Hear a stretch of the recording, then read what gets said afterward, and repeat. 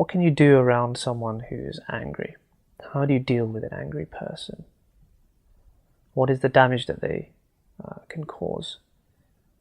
And how can we instill a sense of peace or a sense of love in the place of that anger? It's very tough because anger often is very blind.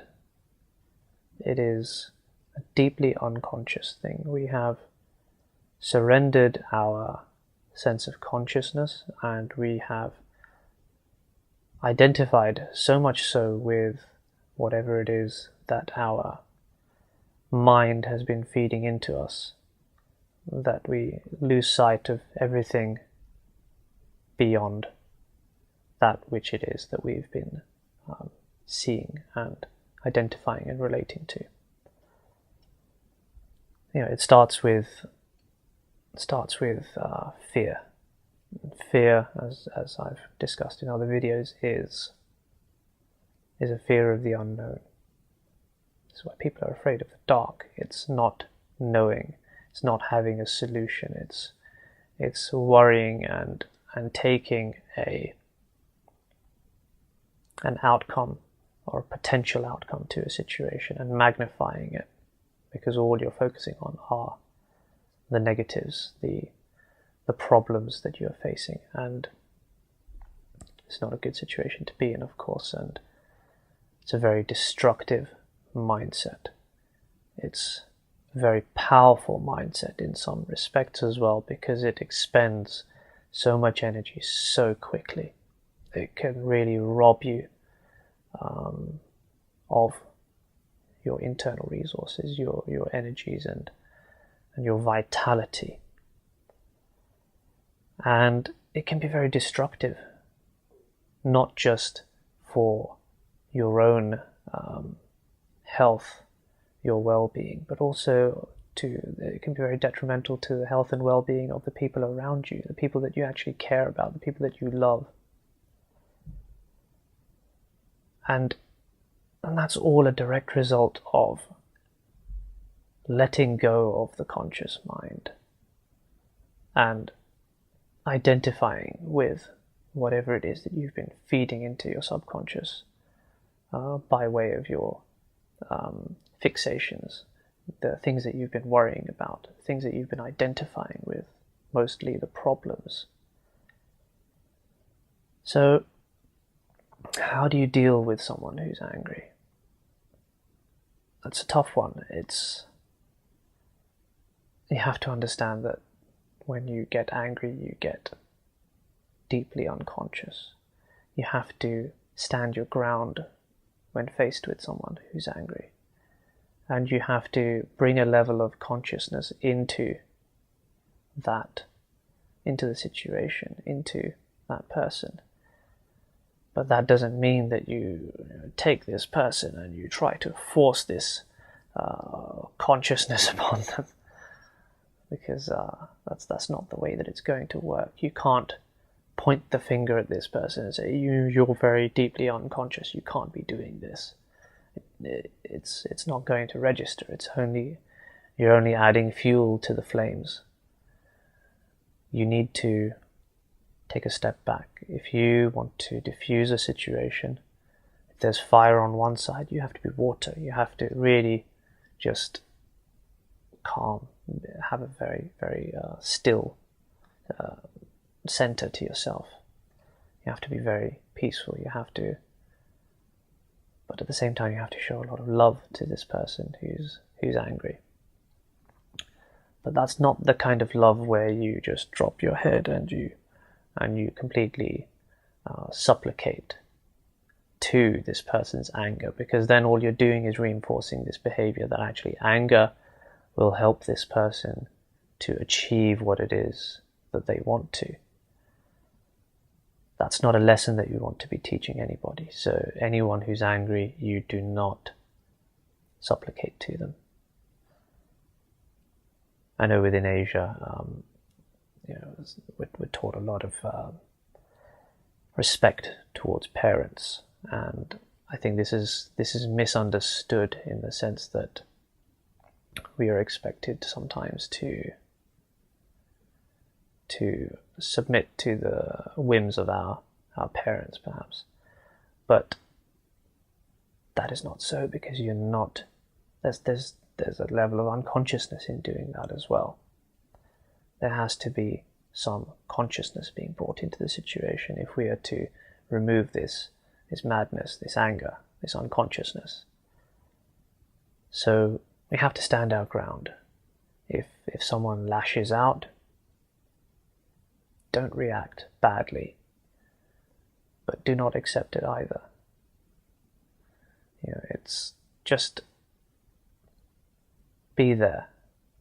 Be there with a view in your heart to helping this person, to see beyond what it is that they're drowning in right now, because they are drowning. They need your help. And if you swim out to someone who's drowning and you try to help them yourself, out of fear, they will wrap their arms around you, and they will still be in this panicked state, and they will potentially make you drown with them. So you're not helping yourself, you're not helping the other. You have to be very careful when you're rescuing someone who's drowning. You have to swim over to them, and as much as possible you have to try to approach them from behind, so that they're face up. Put your arm around their chest and then swim away, so that they can't hold on to you, but that at least their face is upward and that they feel safe. So you have to be very aware in that sort of a situation. That's just a little side note, but I guess it's an analogy that may help in this particular situation as well. So how do we apply that to someone who's angry? Well, you have to approach them with a view to helping them, with a view to understanding that there is a problem with this situation. There is an inherent problem here, and it needs to be tackled. And it's tackled not by necessarily always supplications, but by active, conscious contributions. Ask them questions. The brain is an answering mechanism. You ask the brain questions, it will help them to perhaps gain some clarity. And they will lash out whilst you ask questions. They may call names, they may say, well, that's a stupid solution, you're an idiot for thinking something like that. But you have to not fall into this this lower state. You have to maintain your state. Okay, if that solution was no good, how about we try this? And the statement "we" is very, it's a way of integrating yourself with this person, showing them that you care, that you are there for them, and that they're not dealing with this situation alone. The other thing that you have to do is that an angry person is often either living in the past or living in the future. They're worrying about things that have already happened and they can do potentially nothing about now, or they're worrying about things that could potentially happen in the future, and in worrying about the things in the future, they are perhaps magnifying a situation to be far worse than it actually will be. And bringing them into the present, you can do this by just calling their attention to, the now, this moment right now. Because anything that you do, any action that you carry out will have to be carried out now. It can't be carried out in the future. So if you don't have a solution right now, then you can't worry about what the potential outcomes will be in the future. You have to start thinking, okay, we have no solution right now, therefore what we have to do in the now is find a solution.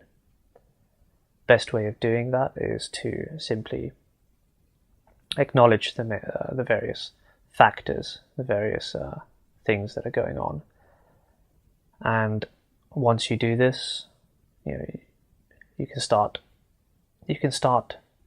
alleviating some of the burden that this angry person has been feeling, perhaps, by identifying things with them. And they will try to rush back into the future again and say, oh, but this is going to happen. Oh, but that's going to happen. But this already happened in the past. I can't have a repeat of that. Just acknowledge and just say, okay, we're just looking at the situation right now. We're just trying to get our bearings, get a lay of the land, as it were, and understand where it is that we are today. And in bringing them to the present and without slipping into their mentality of anger, the past and the future, they will slowly come out of this state of anger, and they will be here with you, and hopefully the conversation will begin to be more productive.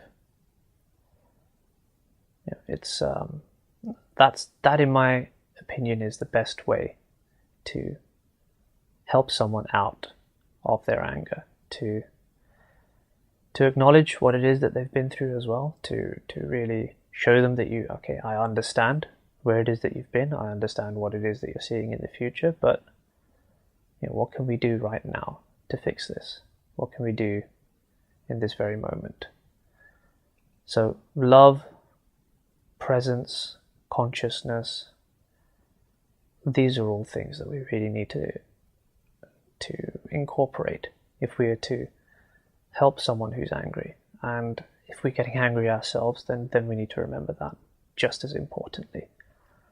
Never force these ideas upon someone. You just have to act through these ideas in order to be able to get through to an angry person. Never point your finger at an angry person. Never say you are this or that. It won't work. You will only make the situation worse. Patience. Anger burns a lot of energy, so you have to understand that you have to be able to go into a situation with a lot in reserves yourself, because there will be some expenditure of your own energy, of your own resources, of your own vitality, of your own state of mind, and hopefully it won't be too much of a drain on you if you're prepared for it in advance. And if you're conscious enough, there won't be any. You will not be wasting any energy in this process. It's only through your unconsciousness, if you are slipping into the same mentality as your angry person that you're dealing with, that you will lose anything. So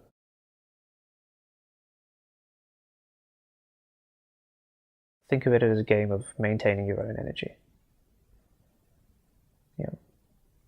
Don't do it to the point where you keep your defenses up, because having a defense, having a guard up is also it costs energy, it uses energy, and it doesn't allow you to connect. You have to bring your consciousness into the other, and that's how you will bring about and cause real, lasting change. So that's all I've got to say about anger right now. Please subscribe, please share this idea with other people. Perhaps someone who's angry, if they hear it from someone else, may get a better idea of what it is that they're going through, and on some level perhaps this will raise their awareness, raise their level of consciousness. And if you haven't already, please visit the website and subscribe to the newsletter as well. There's a lot of ideas that we're sharing there, and please leave your comments. I love to hear from you guys as well. I'd love to get your feedback. It helps to keep me on track and understand what it is that's relevant to you, so that I can keep producing content that you guys can relate to, that you want to have more of. So this is Mobeen signing out.